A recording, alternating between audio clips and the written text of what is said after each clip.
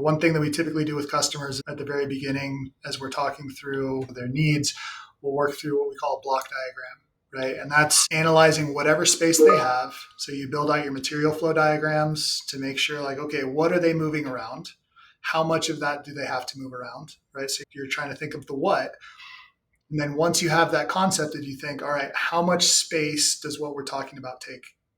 Right. So the next step is you'll build a block diagram and say, okay, how much space do I need to move this stuff that we're talking about around or store this stuff that we're talking about?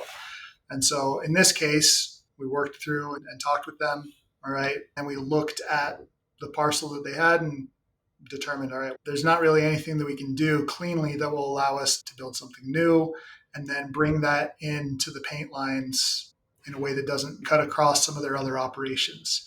And so that's when I talked with them. I'm like, all right, we used to have this thing up in this attic space for all intents and purposes. Is this something that we can reuse? And then you're like, all right, actually, we can do this. And so an idea is born.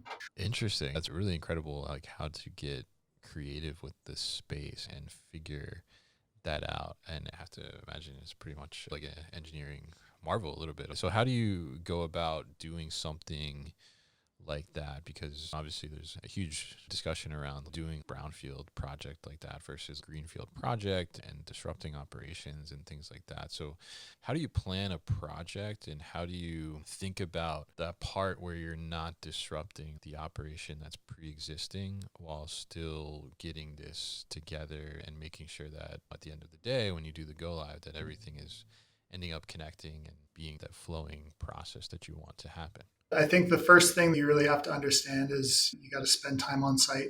So observe what's around what you want to build on, right? And so it's a lot of site visits, looking through like, okay, this is the space we think we want.